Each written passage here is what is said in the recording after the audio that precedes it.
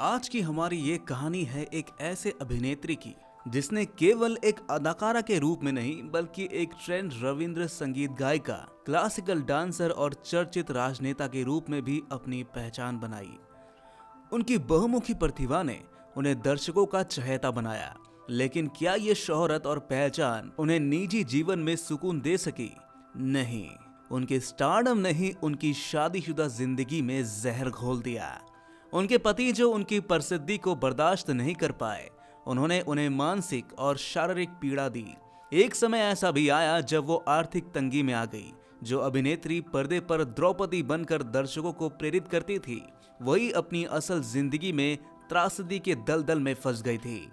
एक दर्दनाक घटना में एक हिंसक भीड़ ने न केवल उनके साथ दुर्व्यवहार किया, बल्कि उन्हें बेरहमी से पीटा भी।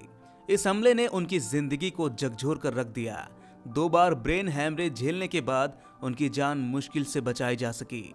इतना सब सहने के बावजूद उन्होंने हार नहीं मानी। 3 बार उन्होंने अपनी जिंदगी खत्म करने की कोशिश भी की, लेकिन हर बार किस्मत ने उन्हें बचा लिया। उन्होंने अपने संघर्षों से लड़ने की हिम्मत दिखाई और अपने जीवन की नई शुरुआत की।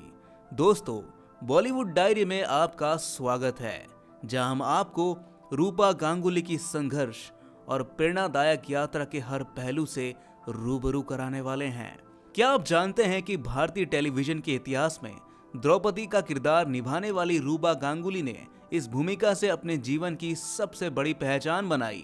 ये साल 1988 था जब B.R. चोपड़ा का महाकाव्य महाभारत दूरदर्शन पर प्रसारित हुआ और देश भर में हलचल मचा दी। हर किरदार, चाहे वो श्री कृष्ण धैर्य हो, भीष्म पितामह की दृढ़ता हो या अर्जुन और भीम की वीरता, दर्शकों के दिलों में घर कर गया। लेकिन इन सभी में सबसे खास थी द्रौपदी की भूमिका।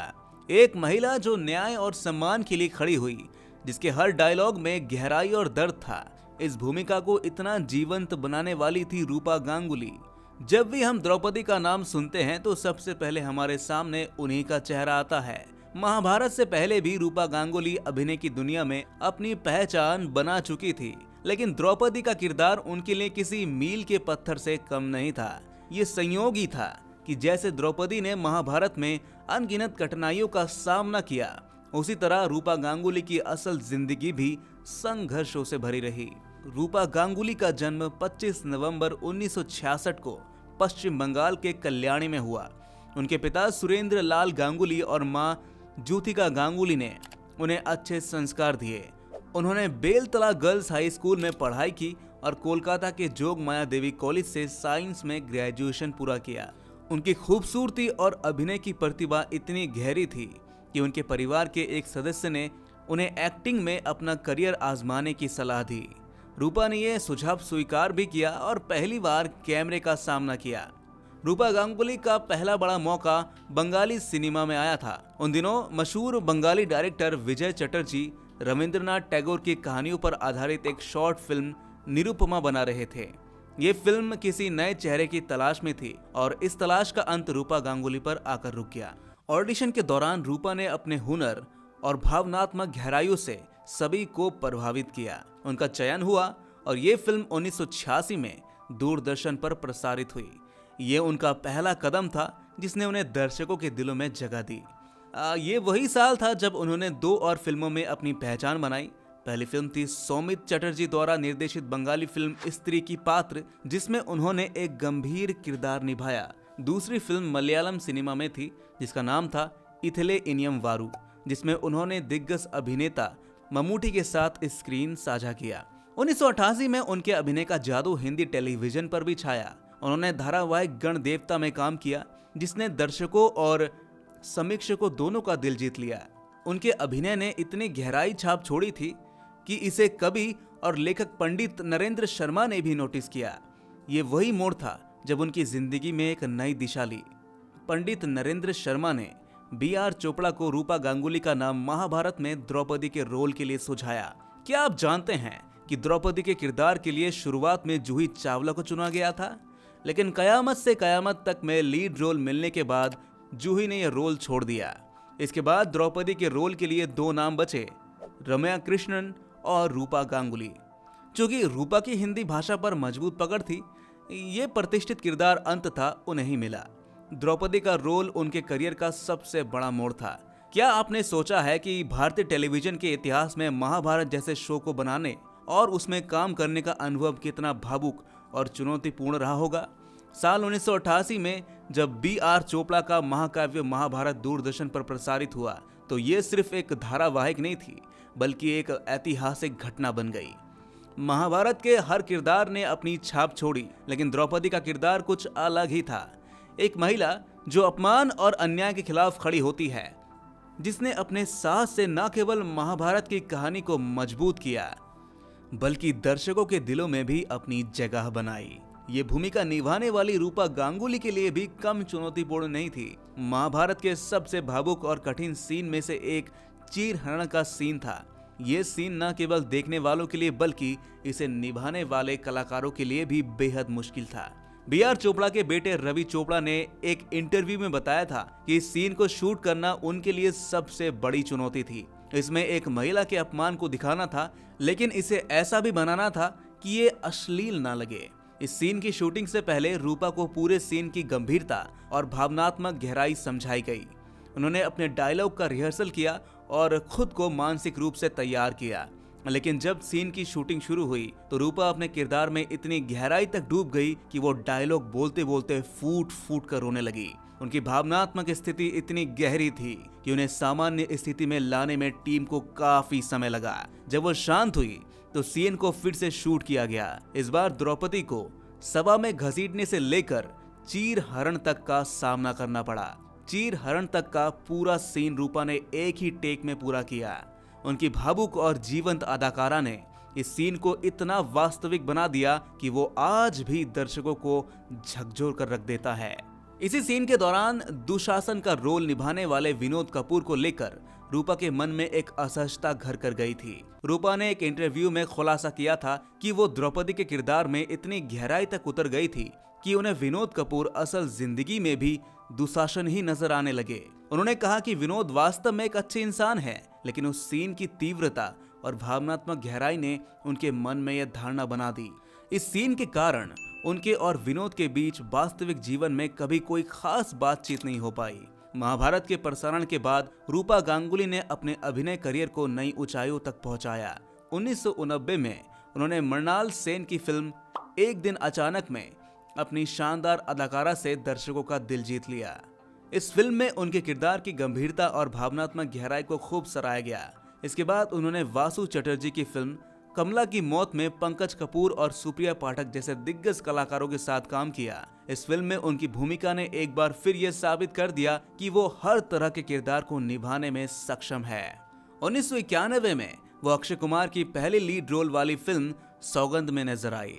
इसके साथ ही वह मीना बाजार और 1992 की फिल्म विरोधी में भी दिखी। रूपा ने न केवल हिंदी सिनेमा बल्कि तेलुगु और तमिल फिल्मों में भी अपनी कला का प्रदर्शन किया। उनकी बंगाली फिल्मों में पद्मनाथ माझी, युगांत, अबर अरण्य और अंतरमहल जैसे बेहतरीन फिल्में शामिल हैं। रूपा गांगुली ने फिल्मों के साथ साथ टीवी पर भी अपनी अमीर छाप छोड़ी। कर्म अपना अपना, लव स्टोरी, वक्त बताएगा कौन अपना कौन पराया, कस्तूरी, कुछ तो है तेरे मेरे दरमिया और अगले जन्म मोहे विटिया की कीजो जैसे नाम शामिल है। इन धारावाहिकों में उनके किरदार ने दर्शकों के दिलों में गहरी जगह बनाई। उनकी अदाकारी ने हर भूमिका को इतना जीवंत बना दिया कि दर्शक उन्हें अपने जीवन का हिस्सा मानने लगे। रूपा ने न केवल टीवी और फिल्मों में बल्कि कुछ कैमियो भूमिकाओं में भी अपनी प्रतिभा का जादू बिखेरा। 2004 में उन्होंने अनजान दत्त द्वारा निर्देशित अंग्रेजी फिल्म वो बैरक्स फॉरएवर में काम किया, जिसमें उनकी परफॉर्मेंस को बेहद सराहा गया।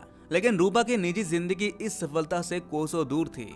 1992 में उन्होंने मैकेनिकल इंजीनियर ध्रुव मुखर्जी से शादी की। ये शादी उनके लिए नई उम्मीद लेकर आई थी, लेकिन जल्द ही उनकी उम्मीदें टूटने लगी। रियलिटी शो सच का सामना में रूपा ने खुलासा किया था कि उनके पति उनके स्टारडम और शोहरत से असुरक्षित महसूस करते थे। ये असुरक्षा उनके रिश्ते में कड़वाहट का कारण बन गया। रूपा ने अपने रिश्ते को बचाने के लिए एक बड़ा फैसला लिया। उन्होंने अपने करियर से दूरी बनाकर मुंबई छोड़ दी और कोलकाता में बसने का फैसला किया। 1997 में उन्होंने अपने बेटे आकाश को जन्म दिया, लेकिन करियर का त्याग और परिवार पर ध्यान देने के बावजूद उनकी शादीशुदा जिंदगी की समस्याएं खत्म नहीं हुई। रूपा के लिए यह त्याग उनके सबसे बड़ी गलती साबित हुई। अपने करियर से दूर होने और परिवार पर ध्यान देने के बावजूद उनकी शादीशुदा जिंदगी में संघर्ष बढ़ता ही चला गया। उनके पति ने धीरे धीरे आर्थिक मदद देना भी बंद कर दिया। नवजात बच्चे की देखभाल, बढ़ते घरेलू खर्च और रोज रोज के झगड़ों ने रूपा को गहरे तनाव में डाल दिया। उनका बैंक बैलेंस खत्म हो चुका था और जिंदगी ने उन्हें ऐसी जगह लाकर खड़ा कर दिया था जहां से कोई राह नजर नहीं आ रही थी।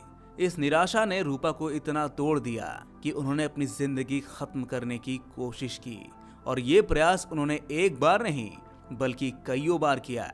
एक अभिनेत्री जिसने पर्दे पर द्रौपदी का किरदार निभाया, असल जिंदगी में अपने आत्मसम्मान और अस्तित्व के लिए जूझ रही थी, लेकिन शायद नियति को कुछ और ही मंजूर था।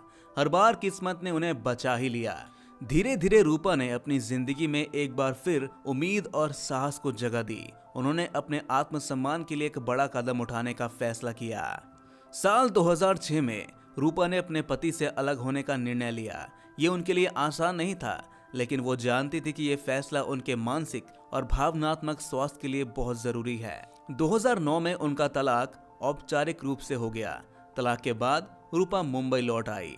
उन्होंने अकेले अपने फ्लैट में रहना शुरू किया। हालांकि ये अकेलापन भी उनके लिए एक नई चुनौती बन गया। जिंदगी में किसी साथी की कमी महसूस होने लगी। इसी दौरान उनकी जिंदगी में दिव्येंदु नाम के गायक आए, जो उम्र में उनसे 13 साल छोटे थे। दोनों ने कुछ समय के लिए लिव इन रिलेशनशिप में रहने का फैसला किया, लेकिन ये रिश्ता भी ज्यादा दिनों तक नहीं चल पाया। कुछ समय बाद दोनों अलग हो गए। तलाक और असफल रिश्तों के बाद रूपा गांगुली ने अपने जीवन को एक नई दिशा देने का फैसला किया। साल 2015 में उन्होंने राजनीति में कदम रखा और भारतीय जनता पार्टी यानी बीजेपी का हिस्सा बनी। ये उनका एक साहसिक कदम था, जहां उन्होंने अपने अनुभवों और संघर्ष को एक नई पहचान देने की कोशिश की।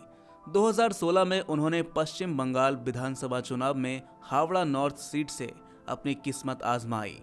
हालांकि वो चुनाव हार गई, लेकिन उनके योगदान को देखते हुए उन्हें राज्यसभा के लिए नॉमिनेट किया गया। 22 मई 2016 का वो दिन उनकी जिंदगी का एक और भयावह अध्याय बन गया, जब वह अपनी कार से पश्चिम बंगाल के डायमंड हार्बर से गुजर रही थी, तो करीब 20 राजनीतिक कार्यकर्ताओं की एक भीड़ ने उनके कार को घेर लिया।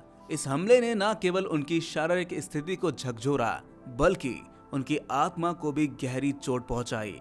भीड़ ने उनकी कार रोकी, उन्हें बाहर खींचा और उनके साथ दुर्व्यवहार किया।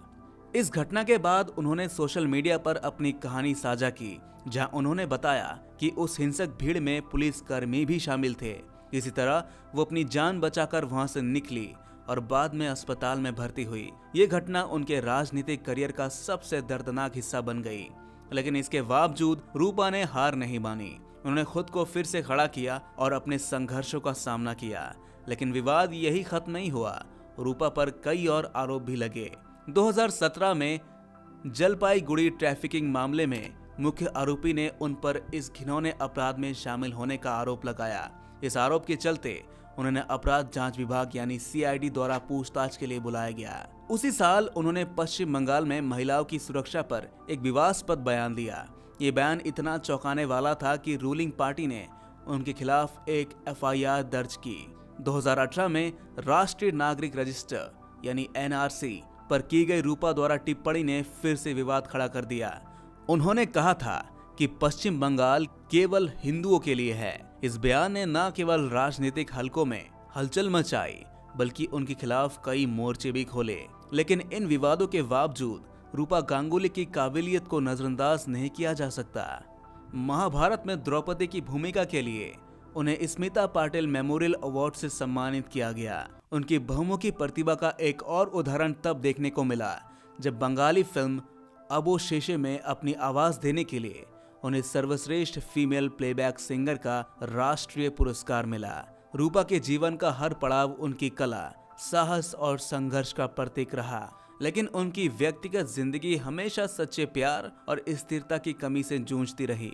उन्होंने हर मोड़ पर जिंदगी से लड़ाई लड़ी, लेकिन हर बार खुद को पहले से ज्यादा मजबूत बनाकर खड़ा किया। चाहे वो अभिनय हो, संगीत या राजनीति, उन्होंने हर क्षेत्र में अपने अनमोल योगदान से अमिट छाप छोड़ी। आज 57 साल की उम्र में रूपा राजनीति में सक्रिय हैं, लेकिन उनके फैंस आज भी उनके द्वारा निभाए गए यादगार किरदारों और उनकी मधुर आवाज को याद करते हैं।